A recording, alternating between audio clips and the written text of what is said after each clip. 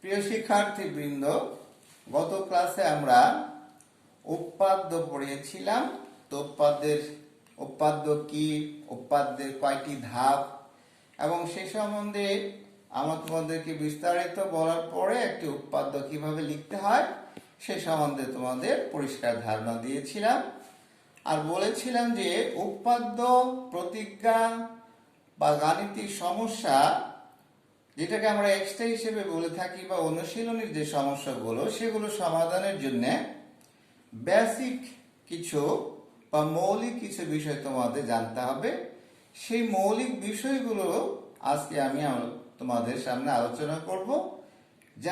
যে বেসিকের জন্য তোমরা কি করতে পারবা, যে কোনো উৎপাদ্য, প্রতিজ্ঞা এবং অনুশীলনীর যে প্রশ্নগুলো আছে যেটা এক্সট্রা, সেগুলো তোমরা অতি সহজেই সমাধান করতে পারবা। মৌলিক জ্ঞান যদি না থাকে তাহলে সেই সমস্যাগুলো কখনোই সমাধান করা যায় না। আমি এখন মৌলিক বিষয় নিয়ে তোমাদের সামনে আলোচনা করতেছি। মৌলিক বিষয়গুলো কি? যেমন ধরো, দুইটি ত্রিভুজ সর্বসম হওয়ার কতগুলো শর্ত আছে, সেই শর্তগুলো আমরা একটা একটা করে লিখতেছি। প্রথমে আমরা লিখতেছি 1 নম্বর শর্ত কি, দুইটি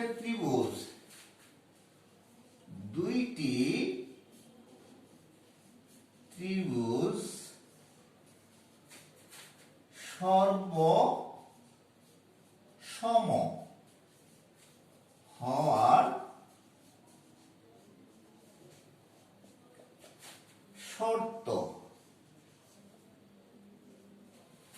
দুইটা ত্রিভুজ সর্বসম হওয়ার শর্তগুলো কি কি সেগুলো আমরা আলোচনা করে দেখব। যে দুইটি ত্রিভুজ সর্বসম হওয়ার শর্ত, 1 নম্বর শর্ত হচ্ছে বাহু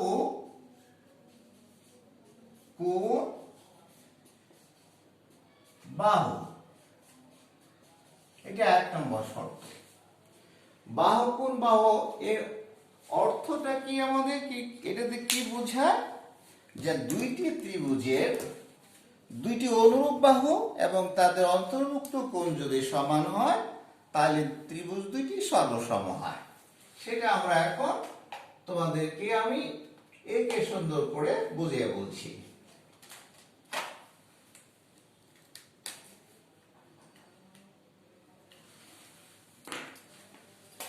ধরো দুইটা ত্রিভুজ,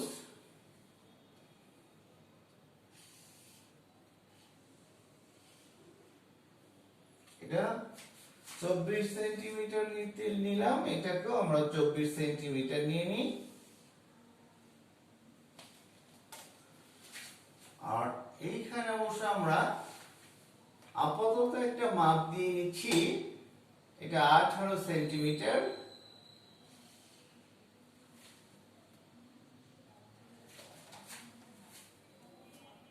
এটা অবশ্য মাপ ছাড়াই আমরা লিখলাম।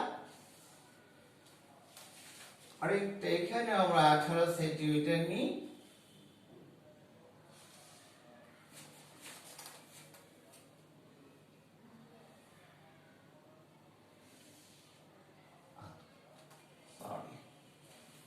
তাহলে এই যে দুইটা ত্রিভুজ, একটা হচ্ছে এ বি সি আর একটা হচ্ছে ডি ই এফ, এই দুই ত্রিভুজের মধ্যে এই বাহু সমান যদি এই বাহু হয় আর এই বাহু সমান যদি এই বাহু হয়, আর এই দুই বাহুর অন্তর্ভুক্ত কোণ যদি এবি এবং বিসি বাহুর অন্তর্ভুক্ত এবিসি আর ডিই এবং এফ বাহুর অন্তর্ভুক্ত কোণ যদি ডিইএফ সমান হয় তাহলে দুইটা ত্রিভুজ সর্বসম হবে। তাহলে এই বেসিকটা যদি কেউ না জানি তাহলে কি হবে না, আমরা জ্যামিতির উৎপাদ্য, এক্সট্রা বা অনুসিদ্ধান্ত বা প্রতিজ্ঞা কোনটারই প্রমাণ সঠিকভাবে করতে পারবো না। তাহলে আমরা বাহু কোণ বাহু, এটা সর্বসমতা, বাহু কোণ বাহু সর্বসমতা। আমি বলছি দুইটি ত্রিভুজ সর্বসম শর্তের মধ্যে এটা একটা শর্ত, যে একটা ত্রিভুজের দুইটি বাহু আরেকটা ত্রিভুজের একটি ত্রিভুজের দুই বাহু অপর ত্রিভুজের অনুরূপ দুই বাহু এবং তাদের অন্তর্ভুক্ত কোণ যখন সমান হবে তখন ত্রিভুজ দুইটা সর্বসম হবে। এটা হলো সর্বসম হওয়ার একটা শর্ত। 2 নম্বর শর্ত হচ্ছে দুইটি ত্রিভুজ সর্বসম হওয়ার শর্ত। 2 নম্বর শর্তটা হচ্ছে বাহু বাহু বাহু অর্থাৎ দুইটা ত্রিভুজের মধ্যে তিনটা বাহুই যদি পরস্পর সমান হয় তাহলে ওই ত্রিভুজ দুইটা সর্বসম হবে। যেমন একটা ত্রিভুজ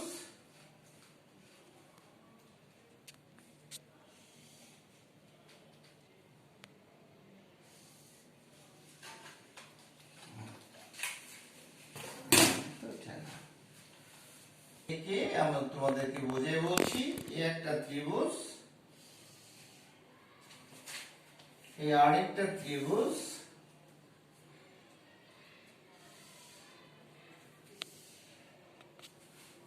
এই ত্রিভুজটা যদি হয় এ বি সি, এটা যদি হয় ডি ই এফ, তাহলে এই বাহু সমান এই বাহু হতে হবে, আবার এই বাহু সমান এই বাহু হবে, আর এই বাহু সমান এই বাহু যদি হয় তাহলে এই ত্রিভুজ দুইটা সর্বসম হবে। অর্থাৎ বাহু বাহু বাহু উৎপাদ্য দুইটা ত্রিভুজ সর্বসম। তাহলে প্রথমটা হলো যে বাহু কোণ বাহু, পরেরটা হচ্ছে বাহু বাহু বাহু। এই শর্তের উপরে ত্রিভুজ দুইটা সর্বসম হবে। এবার আমরা নাম্বার বা শর্ত কি সেটা আমরা দেখি।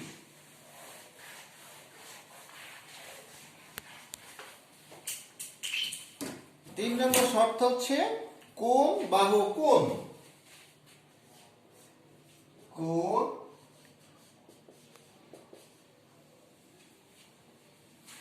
বাহু কোণ। এটা হচ্ছে দুইটা ত্রিভুজ সর্বসম হওয়ার 3 নম্বর শর্ত। এটা মানে হচ্ছে যেমন দুইটা ত্রিভুজ, একটা ত্রিভুজ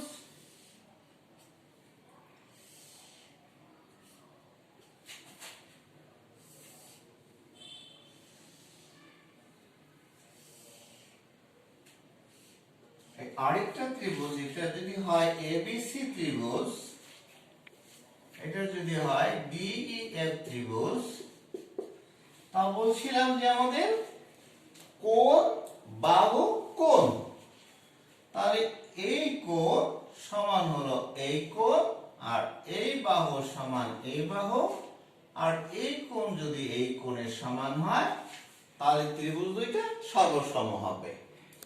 তাহলে আমরা বুঝতে পারছি তাহলে যে বি কোণ সমান ই কোণ হতে হবে, আর বিসি বাহু সমান এফ বাহু, আর সি কোণ সমান যদি এফ কোণ হয় তাহলে এই দুইটা ত্রিভুজ সর্বসম হবে। তাহলে আমরা সর্বসম হওয়ার আমরা 3টা শর্ত দেখলাম। এরপরে আমরা 4 নম্বর শর্তটা দেখি। 4 নম্বর শর্তটা হচ্ছে অতিভুজ বাহু উৎপাদ্য।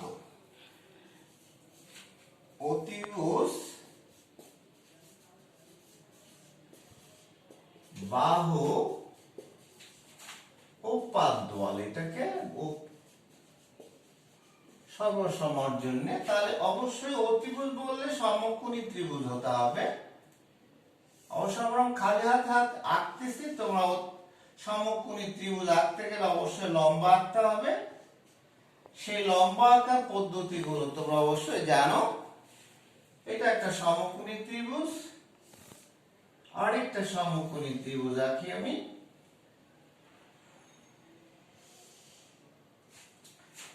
ডিইএফ, তাহলে আমাদের বলা ছিল কি অতিভুজ, তাহলে এই অতিভুজ সমান এই অতিভুজ হতে হবে, আর এই বাহুটা এই বাহুর সমান হলে কি হবে, ত্রিভুজ দুইটা সর্বসম হবে। যেহেতু সমকোণী ত্রিভুজ সেই জন্য এটাকে বলা হয়নি।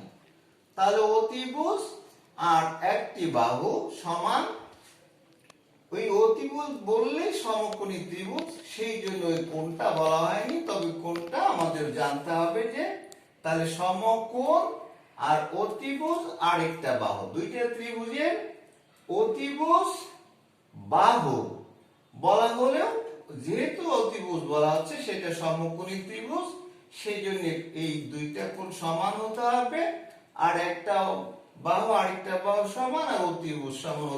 অতিভুজ হলে কি হবে? ত্রিভুজ দুইটি সর্বসম হবে। তাহলে সর্বসম হওয়ার এই চারটা শর্ত, এই বেসিক জিনিসটা তোমাদের অবশ্যই জানতে হবে। এরপরে আমরা আসছি আরো কিছু বেসিক বিষয় নিয়ে। সেটা কি যে একটি ত্রিভুজের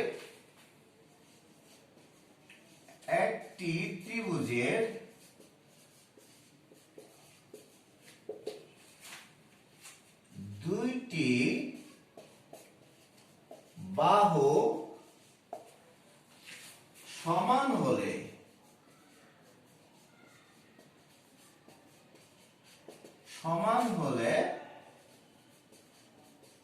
সমান সমান বাহুর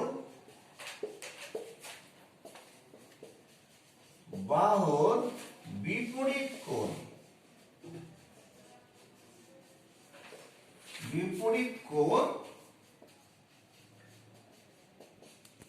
সমান হবে। বিপরীত কোণ সমান হবে।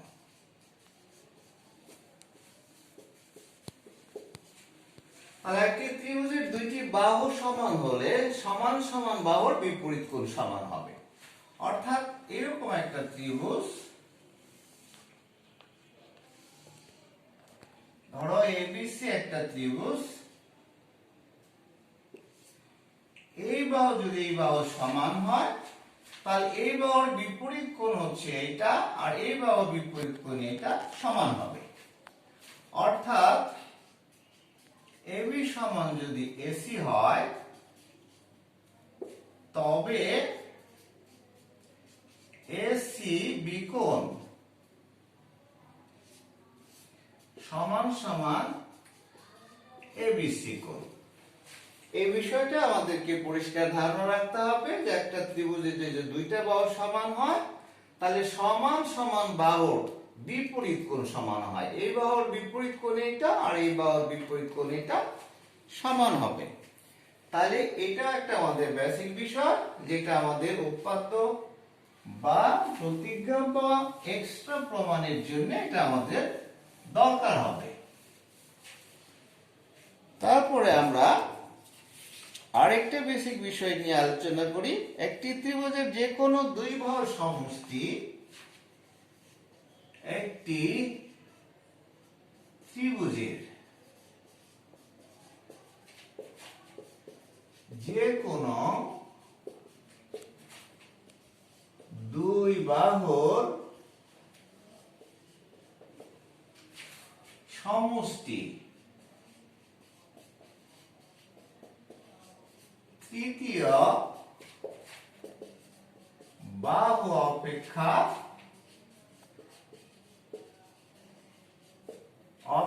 বৃহত্তর। আর একটি ত্রিভুজের যে কোনো দুই বাহুর সমষ্টি তৃতীয় বাহু অপেক্ষা বৃহত্তর, এটা আমাকে জানতে হবে। যেমন ধরো এবিসি একটা ত্রিভুজ,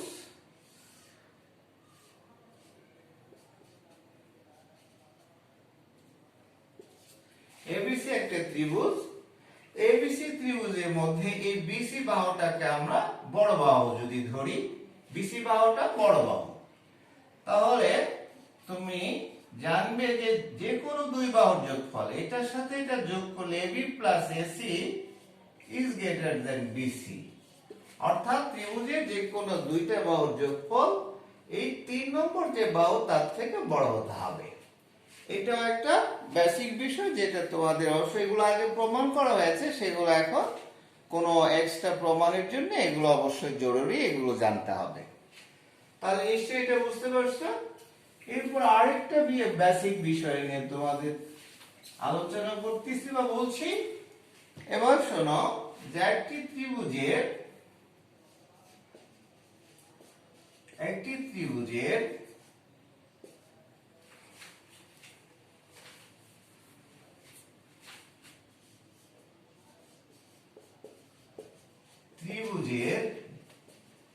যে কোনো বাহুকে বর্ধিত করলে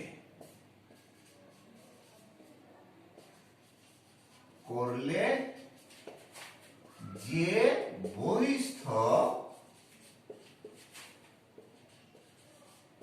কোণ উৎপন্ন হয় তা ওই ত্রিভুজের বিপরীত অন্তস্থ বিপরীত বলতে পারি, ওই ত্রিভুজের অন্তস্থ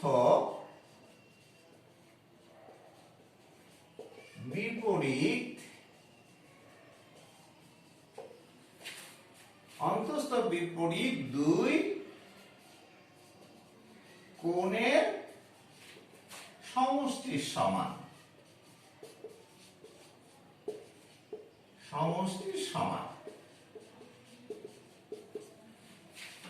যেমনটা ধরো এবিসি একটি ত্রিভুজ,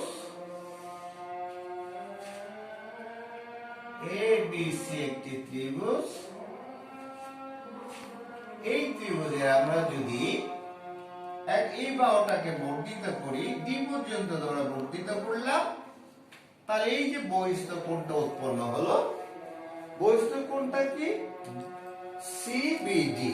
এই বহিস্থ কোণ এই কোণ ছাড়া অন্তস্থ বিপরীত এই দুই কোণের সমষ্টির সমান। তাহলে এবি বাহুকে আমরা ডি পর্যন্ত বর্ধিত করলাম, বর্ধিত করাতে বহিস্থ কোণ উৎপন্ন হলো সিবিডি। বহিস্থ সিবিডি সমান সমান হচ্ছে অন্তস্থ বিপরীত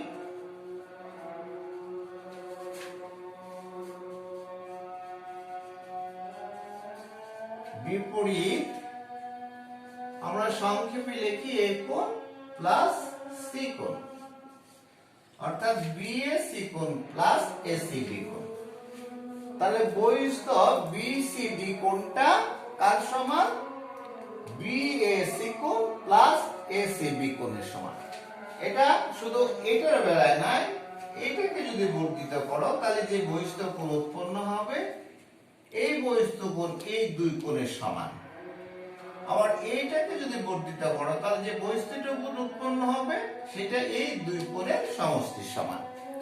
তাহলে আবার বুঝে নিলাম একটা ত্রিভুজের যে কোনো বাহুকে বর্ধিত করলে যে বহিস্থ কোণটা উৎপন্ন হয় সেটা অন্তস্থ বিপরীত দুই কোণের সমষ্টির সমান।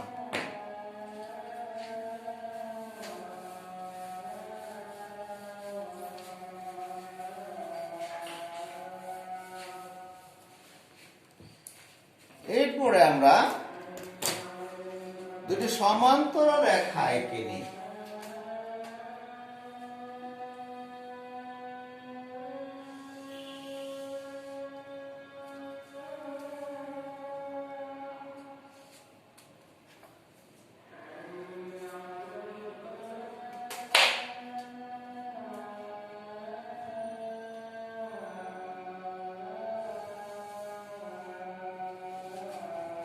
আর এদের একটা ছেদক আঁকি।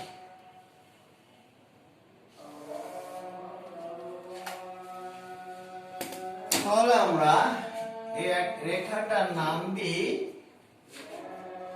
এবি, এই রেখাটা হচ্ছে সিবি, আর এই ছেদকটার নাম দিই ইএফ। এটা এই ছেদ করলে এখানে জি বিন্দুতে আর এখানে এইচ বিন্দুতে। তাহলে দুইটি সমান্তরাল রেখা এবি এবং সিডি, আর ছেদকটা হচ্ছে ইএফ। এই ছেদক কি করেছে? এবি কে জি বিন্দুতে আর সিডি কে এইচ বিন্দুতে ছেদ করলো। তাহলে যে কোণগুলো উৎপন্ন হলো তাদের আমরা একটা নাম দিই। এটা 1 নম্বর কোণ, এটা 2, এটা 3, এটা 4, এটা 5, এটা 6, এটা 7, এটা 8। এই 8টা কোণ উৎপন্ন হলো। এখন আমরা একান্তর কোণ এবং অনুরূপ কোণ কি এবং সেগুলো সমান কিভাবে সেগুলো তোমাদের একটু দেখাচ্ছি। তাহলে আমরা মুখে বললাম যে এবি এবং সিডি সমান্তরাল, এফটা হচ্ছে ছেদক, এই ছেদকটা এবি কে জি বিন্দুতে আর সিডি কে এইচ বিন্দুতে ছেদ করলো। ছেদ করাতে কি হলো, আমাদের কয়টা কোণ উৎপন্ন হলো? 1 2 3 4 5 6 7 8। এই 8টা কোণ উৎপন্ন হয়েছে। এখন আমরা সংক্ষেপে বলবো কোণ 1 সমান সমান অনুরূপ। অনুরূপ কোণ কথা বলছি, এই যে 1 নম্বর কোণ যেটা সেটা হচ্ছে এ জি এইচ। এই কোণটা 1 নম্বর কোণটা কার অনুরূপ? 5 নম্বর কোণের অনুরূপ, কোণ 5। তাহলে এবার আমরা 2 নম্বর কোণটা কার অনুরূপ বলা যেতে পারে? 2 নম্বর কোণটা হলো 6 নম্বর কোণের অনুরূপ।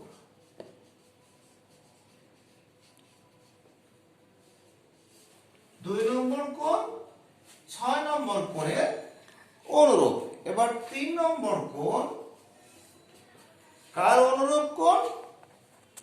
7 নম্বর কোণের অনুরূপ কোণ।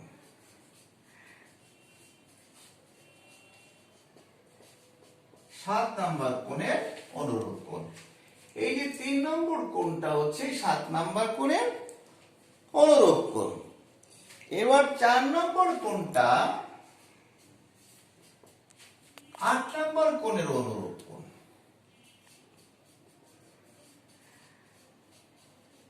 অনুরূপ কোণ হচ্ছে 8 নম্বর কোণের অনুরূপ কোণ। তাহলে এই ছেদকের একই পাশের কোণগুলো সাধারণত অনুরূপ কোণ হয়। 1 5 ছেদকের একই পাশে আছে। 2 6 ছেদকের একই পাশে আছে। 3 7 এটাও ছেদকের একই পাশে আছে। এই জন্য এরা অনুরূপ কোণ, আর অনুরূপ কোণগুলো সাধারণত সমান হয়। এবার আবার 3 নম্বর কোণটা আবার কোণ 3 কি হবে? আমরা একান্তর 6।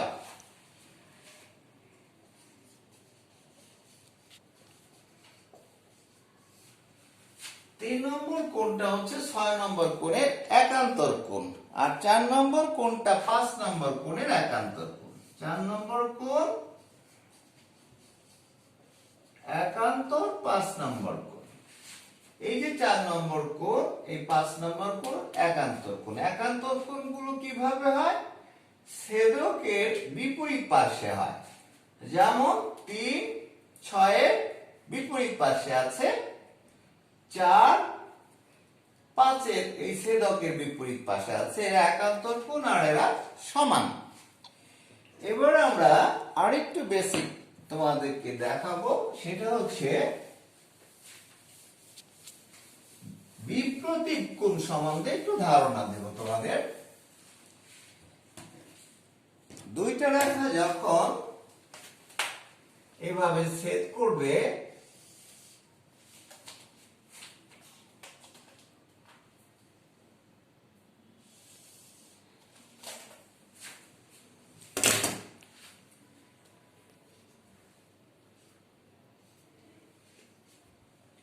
এ বি একটি রেখা আর সিডি আরেকটা রেখা পরস্পর ও বিন্দুতে ছেদ করলো। তাহলে 4টা কোণ উৎপন্ন হলো। 1 2 3 4টা। তা আমরা এটাকে 1 বলতে পারি, এটাকে আমরা 2 বলি উল্টা দিক থেকে, আর এটাকে 3, এটাকে 4 নম্বর বলি। তাহলে বিপ্রতীপ কোণ দুইটি রেখা যখন কোন বিন্দুতে ছেদ করে তাহলে চারটা কোণ উৎপন্ন হয়। সেই চারটা কোণের মধ্যে এখানে 1 নম্বর কোণ সমান বিপ্রতীপ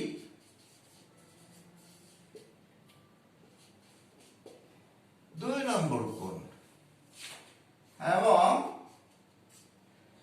3 নম্বর কোণ বিপ্রতীপ 4 নম্বর কোণ। তাহলে বিপ্রতীপ কোণগুলো সম্বন্ধে আমাদের ধারণা হলো। এই বেসিক গুলো যদি আমাদের তৈরি হয় তাহলে আমরা উপাদ্য এবং উপাদ্যের বা উপাদ্য, প্রতিজ্ঞা, এক্সট্রা ইত্যাদি আমরা সহজভাবে সমাধান করতে পারবো ইনশাআল্লাহ। তোমাদের এই বেসিক গুলো তৈরি করে আগে নিলাম। সামনের ক্লাসে আমরা উপাদ্যের এক্সট্রা গুলো অনুশীলনী 6.3 আমরা ক্লাসে করব। তাহলে আমরা প্রথম এবং দ্বিতীয় ক্লাস বাড়ির কাজ,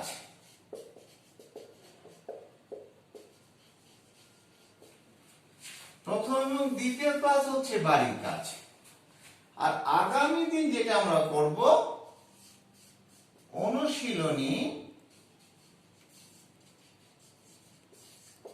6.3 এর এক্সট্রা তোমাদের করে দেখাবো বা করে দেব, তোমাদের করে দিব ইনশাআল্লাহ। তোমরা আগামী ক্লাসে আমাদের সাথে থাকবে। আজকে যে বিষয়গুলো সম্বন্ধে তোমাদের ধারণা দিলাম সেটা হচ্ছে কোন উপাদ্য জ্যামিতির প্রতিজ্ঞা এবং এক্সট্রা করার জন্য যে বেসিক গুলো তৈরি হওয়া দরকার, যে বেসিক গুলো আমাদের দরকার। কারণ উপাদ্যের সংজ্ঞায় বলা আছে জ্যামিতির প্রস্তাবনায় যদি আমরা যা থাকে সেটা কিছু প্রাথমিক ধারণা বা যুক্তির সাহায্যে প্রমাণ করাটাই হচ্ছে প্রমাণ। তাহলে উপাদ্যে আমাকে কি করতে হয়? প্রমাণ করতে হয়। তাই প্রমাণ করতে হলে কি করতে হবে? কিছু বেসিক বিষয় আমাদের জানতে হবে। সেই বেসিক বিষয়গুলো তোমাদের কিছুটা জানাবার চেষ্টা করলাম। আমরা আগামী ক্লাসে তোমাদের অনুশীলনী 6.3 এর এক্সট্রা গুলো আমি করে দেব। ততদিন তোমরা বা ততক্ষণ তোমরা ভালো থাকো, সুস্থ থাকো এবং ঘরে থেকো এবং পড়াশোনার সাথে থেকো। আল্লাহ হাফেজ, ভালো থেকো।